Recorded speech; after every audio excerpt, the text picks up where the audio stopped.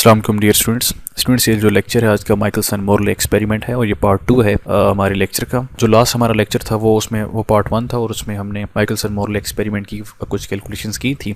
तो आज इस लेक्चर में हम उन्हीं जो कैलकुलेशंस थी उनको कंटिन्यू करेंगे। तो स्टार्ट करते हैं अपने लेक्चर को।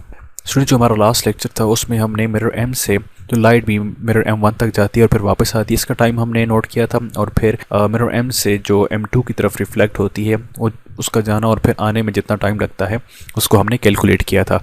तो अभी हम उनको फर्दर आगे कंटिन्यू करेंगे। तो स्टूडेंट्स, ये हमारे पास T1 की वैल्यू थी और this is value for T2। और स्टूडेंट्स, इन दोनों इक्वेशंस को देख के हम ये अंदाज़ा लगा सकते हैं कि जो T1 है उसकी वैल्यू ज़्यादा है एज़ कम्पेयर टू T2। तो स्टूडेंट्स, हम इन दोनों टाइम्स का टाइम डिफरेंस को फाइंड आउट करेंगे। टाइम डिफरेंस के लिए we know that del T is equal to T1 minus T2। तो स्टूडेंट्स, T1 की वैल्यू हमें पता है, वो इक्वल है 2L divide by C into 1 plus v square divide by C square. और माइनस T2 की वैल्यू हमारे पास है 2L divide by C into 1 plus v square divide by 2C square.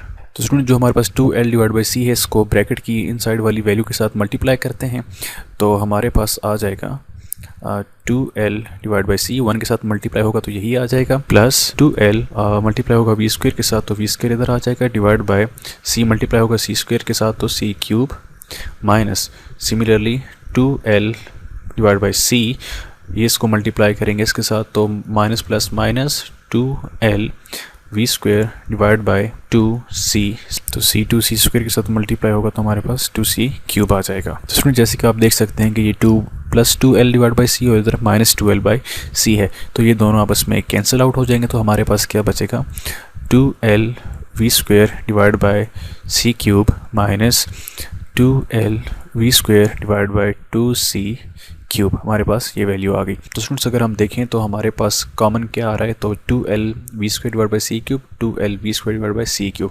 ये हमारे पास कॉमन आ रहा है तो उसको हम कॉमन निकाल लेते हैं, 2L v square divide by C cube. तो यहाँ बच जाएगा हमारे पास 1 माइनस 1 बाई 2, अंदर ये बच जाएगा। तो यहाँ बच जाएगा फिर 2L v square divide by C cube into 1 by 2। इसको अंदर मल्टीप्लाई करेंगे तो हमारे पास आ जाएगा 2L v square divide by 2C cube.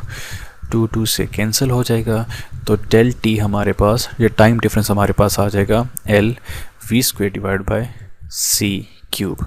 तो स्टूडेंट्स, ये हमारे पास डेल T की वैल्यू आ गई, जिसका मतलब ये है कि ये टाइम डिफरेंस है। तो स्टूडेंट्स, अगर दो बीम्स के दरमियान टाइम डिफरेंस आ रहा है तो इसका मतलब है कि इधर पाथ डिफरेंस भी होना चाहिए। सो अभी पाथ डिफरेंस की वैल्यू फाइंड आउट करते हैं। जैसे कि हमें पता है कि जो पाथ डिफरेंस होता है वो बराबर होता है सिंपली वेलोसिटी और मल्टीप्लाई बाय टाइम।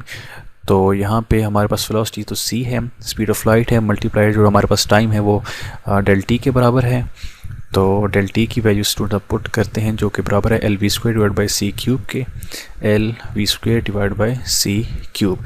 तो C जो है C क्यूब से कट जाएगा तो हमारे पास बच जाएगा L v square divide by C square. तो स्टूडेंट्स, ये हमारे पास पाथ डिफरेंस की वैल्यू आ गई है। तो स्टूडेंट्स, पाथ डिफरेंस को कैलकुलेट कर लेने के बाद हमारा जो ऑपरेटस है हम अपने ऑपरेटस को 90 डिग्री एंगल पे रोटेट कर देंगे। 90 डिग्री एंगल पर रोटेट करने से ये हुआ कि मिरर M2 जो कि पहले इधर था वो नीचे आ जाएगा और जो मिरर M1 था जिसकी जो कि अपनी इस जगह से इधर शिफ्ट हो जाएगा और जो हमारा आई पीस है वो इधर ऊपर को आ जाएगा।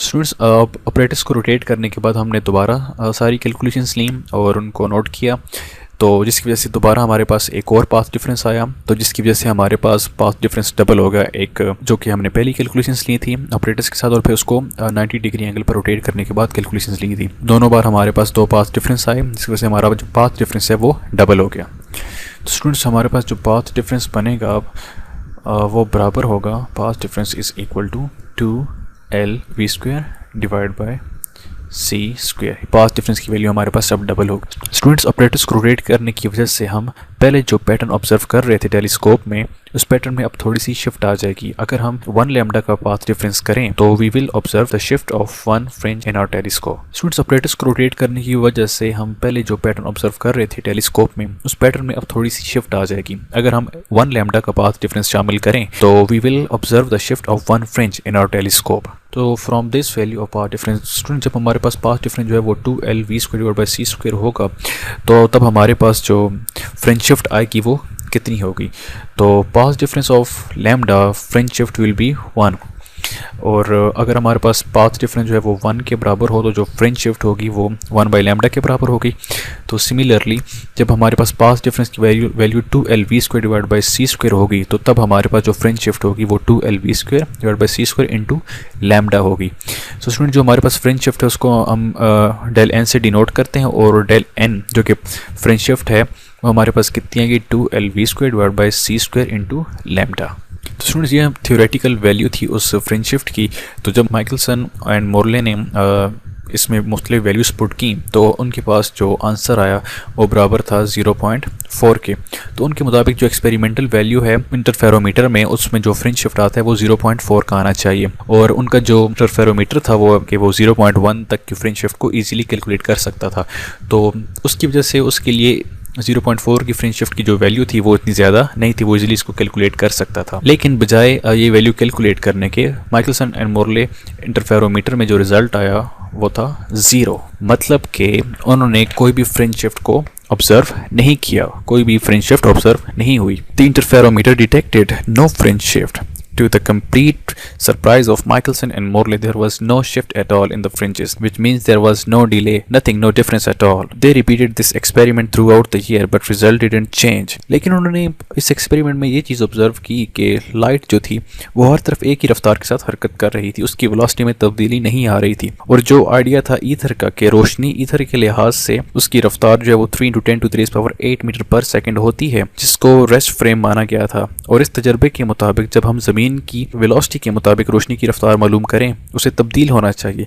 ताहम ऐसा नहीं हुआ, और उसके बरक्स ये बात साबित हुई कि रोशनी की रफ्तार कांस्टेंट है या यूनिफॉर्म है, ये रिलेटिव नहीं है। और आगे चल के यही बात आइंस्टाइन की स्पेशल थ्योरी ऑफ रिलेटिविटी का एक पोस्टुलेट बनी कि speed of light is constant regardless of the motion of the observer. Students, ये था हमारा माइकलसन मोरले एक्सपेरिमेंट का रिजल्ट। तो अपने नेक्स्ट वीडियो लेक्चर में हम जो है इस रिजल्ट को डिस्कस करेंगे कि मुख्तलिफ जो साइंटिस्ट थे उस दौर के, उन्होंने इस रिजल्ट को कैसे एक्सप्लेन किया या अपनी तरफ से इसकी क्या एक्सप्लेनेशन दी। तो थैंक यू फॉर वॉचिंग।